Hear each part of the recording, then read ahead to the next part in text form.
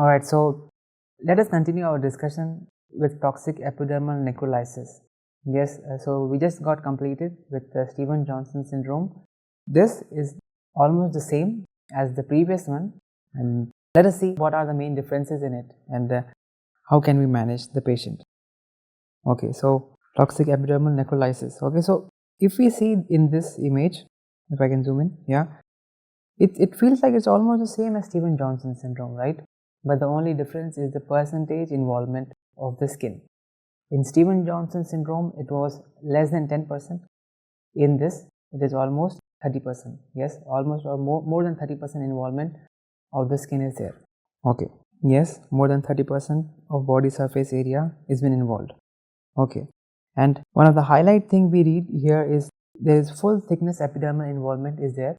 Okay, so this is the reason when we just try to push the skin of the affected area, the whole part, the affected part can be sloughed off from the body, yeah, unlike the Stevens-Johnson syndrome. Yes, okay, and the causes are almost the same as the SJS. Yes, so most common cause is the medication, the infections, and we have the idiopathic causes are also there. And these are the few list of medications which can cause the toxic epidermal necrolysis. Some antibiotics, allopurinol, anticonvulsant medications, and antiretrovirals such as nevirapine and 𝗵𝗵𝗵𝗺. Yes, so these can be the offending drugs which can cause a toxic epidermal necrolysis, and the symptoms are almost the same. Yes, like flu-like symptoms 1 to 3 days before the development of the skin lesions. Okay, and usually these patients, they are the patients which had SJS and they were not treated properly, which there was not proper interventions taken during the time, there was not proper diagnosis done, which SJS lead to toxic epidermal necrolysis. Okay, so this is also an etiology for this. So the same sequence we read in SJS as well, that first of all we will have erythematous maculopapular rash, then blisters. Yes, they're going to be very painful blisters and they're going to just slough off from the skin. Yes, ultimately it just detaches from the skin.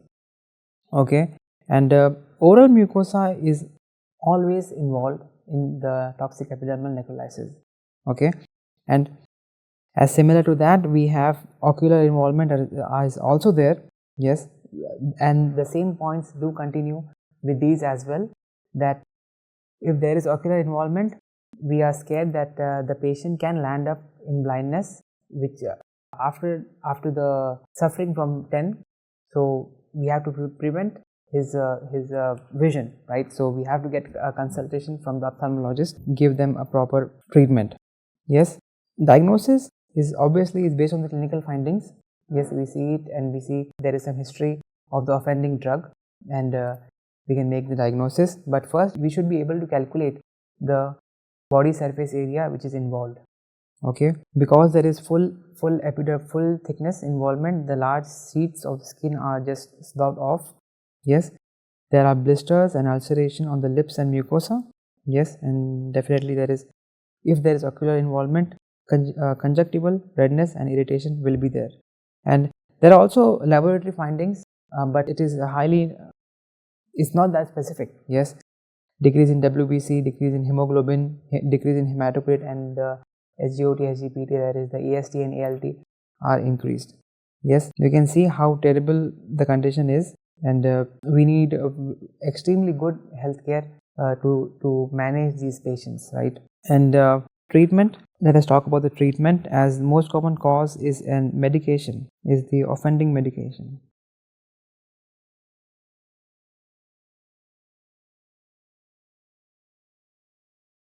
So what are we going to do is we will have to stop the medication, obviously, right? We have to stop the offending drug, and as same as before, that we have to treat them in the burns department and the intensive care department. Yes, so we will give topical corticosteroids, systemic corticosteroids, and we will have to maintain the fluid. We have to administer IV fluid. Yes, and we have to give enough analgesics to the patients. Okay, As mentioned here, corticosteroids, analgesics and IV fluid has to be given to the patient, and if ocular lesions are there, we will have to give moisturizing drops with topical antibiotics and topical steroids. Yes, and the last point over here is if these are caused from HSV, yes, the drugs, so the patients can have benefit from using 𝗖𝗵𝗵𝗺. Okay, so if the offending agent is a virus, that is HSV, we can use 𝗖𝗵𝗵𝗺 in those. Okay, all right. The complications, these are the few complications, and let us discuss the list. There can be dehydration, malnutrition, and secondary bacterial infections for sure. We have strictures and scarring, and corneal ulcerations are also present if there is ocular involvement. Yes, and the mortality in the patient is about 30%. Okay, so over here we complete the topic of toxic epidermal necrolysis, but now let us come to the table and we discuss all the points one by one. We try to summarize everything. So this is a pretty good comparison, right, of SJS and 10. Yes, and the first point I mentioned is the severity.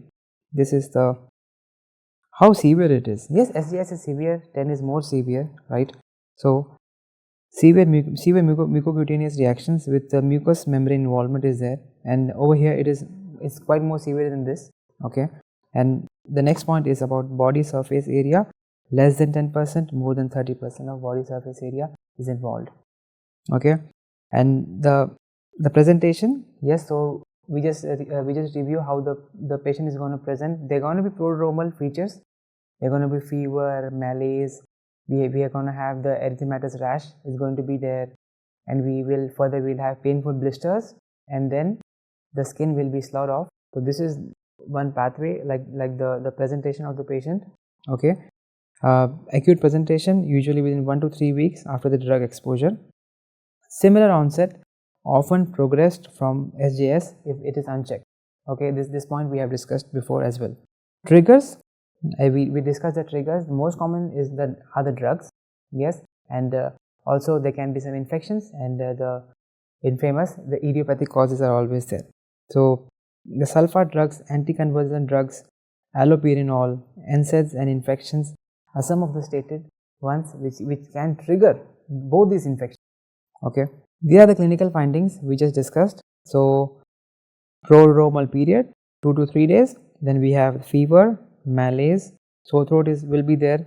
This is the hallmark, and we will have erythematous rash, then painful blisters will be there after this, and the skin will be detached. Yes, so the clinical features are the same, just the percentage involvement is different.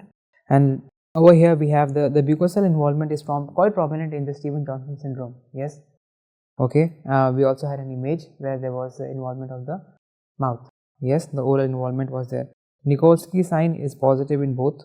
Yes, it's positive in both of the SJS and 10. Okay, and mortality is less, but it's still quite a lot, 5 to 10% patients dying from SJS, and over here it is 30 to 50%, which is more severe, right? So the more body surface area is involved, the more mortality we have.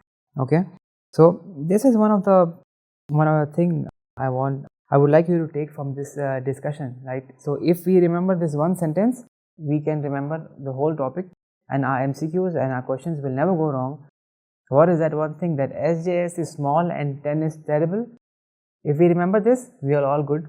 Okay, so SJS is small, so S and S, S and S, and T with T. Okay, all right. So I hope I did some justice to this topic, and I hope this table brings some comparison between both these topics, and it makes a bit easy for us. Thank you so much.